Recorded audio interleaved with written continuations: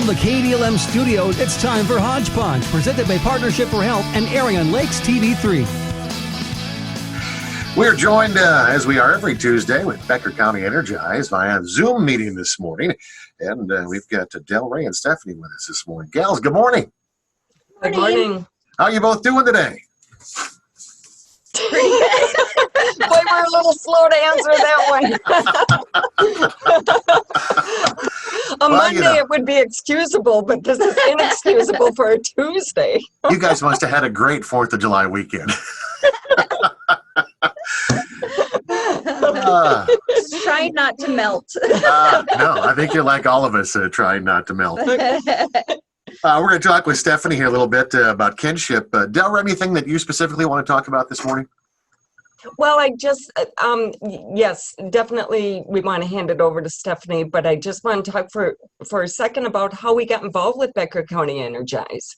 And it started with the meeting early 2019, and we were at the big forum at M-State, and there was a whole group of us from the crisis center, and they started saying things like, why don't we have this? Why don't we have this? And all of a sudden we all had the same thought bubble that, oh my goodness, Lakes Crisis and Resource Center provides this stuff. So we then met with Karen, and just our thinking is, if we want to be at the table and make our services known, then if we want to be at the table, then we need to be at the table. So we started attending all the different workshops, and through all the workshops, 2 topics surfaced, and it was this community needs more and more access to mental health counseling and also mentoring.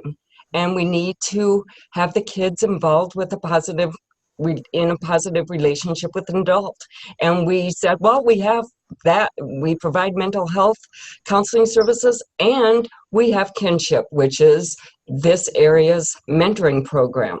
So that's how we came to be here on Tuesday. DelRae, when we talk about the mental health of kids, obviously we just got done talking to Representative Morcourt with us on the phone. And this has been a different year with the pandemic. This has been different for children, but different for parents. And when you take that structure away from children, get them out of school, even though they were e-learning, and parents like myself suddenly became teachers and educators. But normalcy and schedule for children is so important, and it's been so disrupted during the COVID-19 pandemic. I'm guessing that you guys have seen a lot of response through your offices. Yes. There's 3 aspects of kids that we're involved with. We have our shelter kids, and then we have our Kingship kids, and then we have community clients.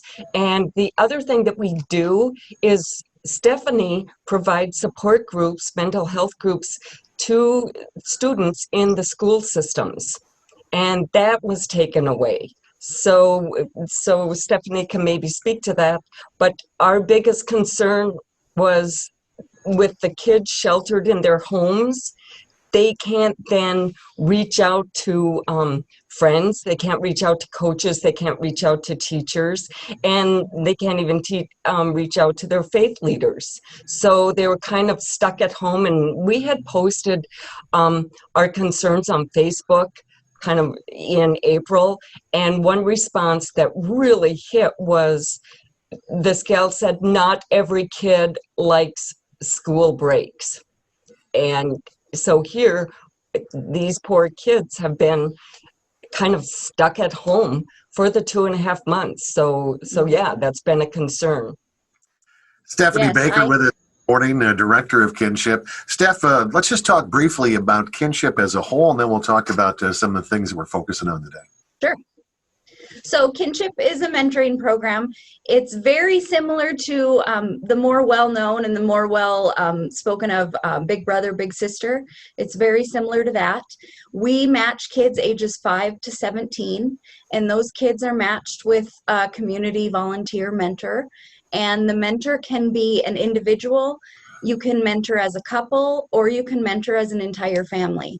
So Kingship is unique because it doesn't necessarily focus on the one-on-one involvement with a mentor. It focuses more on getting as many caring individuals in these kids' lives as possible. So if that's an entire family, then that kid just hit the jackpot, because instead of getting one caring mentor, they're getting a whole family's worth. When we talk about mentoring, I've been a mentor most of my adult life. I've been a coach as well, worked with kids. And it's just, I think it's an interesting perspective as a mentor, because regardless of what situation those kids come from, this is a special bond between the mentor and the child. And a chance for a great relationship that they maybe wouldn't have had in their current situation, which is really why I encourage everybody out there, if you've got the time, to get a hold of Stephanie and find out how they can become a mentor, correct? Yes, absolutely. I like to tell every kid I interact with that every kid should have at least 5 caring adults in their lives. So they could have a great relationship with their mom or their dad or grandparents, but that's not enough. Kids need as many caring adults in their lives as they can get. And the more adults they have in their life, the more resilient they're going to be, and the more they're going to be able to say no to making unhealthy choices. When we talk about mentoring, granted, I'm in my mid-50s, so to speak. But yeah, I think of men outside of my father and uncles and cousins that were impacted on my life as I grew up. I was a 4-H kid, even though I lived out in the country, didn't live on a farm. I was involved in 4-H. And just meeting different people, and it's so important. I've got 3 kids myself, and we try and expose our children to as many adults as we can, simply because mom and dad are there all the time. But sometimes they need that non-parent to be able to step in as that extra ear to bend once in a while. Absolutely. I think, like I said, as many people that are there supporting your kid and are there giving them a pat on the back, are cheering for them, the better off they're going to be. Stephanie, before I let you go this morning, for folks out there who are listening and they think, wow, why don't I volunteer my time to be a mentor? How can folks become a mentor for Kingship? So you can call me here at my office. The number is 847-8572. Or we have, through our partnership with Becker County Energize and the Hope Project, we were able to get some grant funds to get a brand new website. And the purpose of that website was to make it even easier to apply to be a mentor online. So you can go right to our website at lakescrisis.com/kinship. And the application is right there. We have our kinship brochure on the website.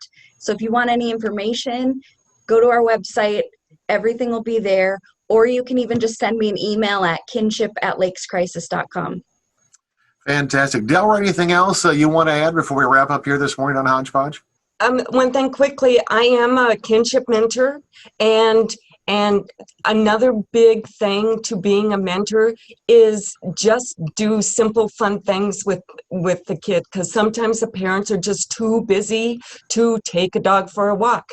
That's what I do. My little Josiah and I take my German Shepherd Claire for a walk. So it's that simple. Yes, you don't have to be trained. You don't have to be a social worker or a teacher to be a mentor. If you know how to be a friend, you can be a mentor. And I always say, focus on the relationship being built rather than the activity. So it doesn't have to be a huge show every time you get together. It can be something as simple as taking a dog for a walk. DelRae Whitley, Stephanie Baker, thanks for joining us here this morning on Hodge Podge. You guys have a great day. Take care. Thank You you. too. Thank you so much. All right, that is Becker County Energize for today, and that is Hodge Podge.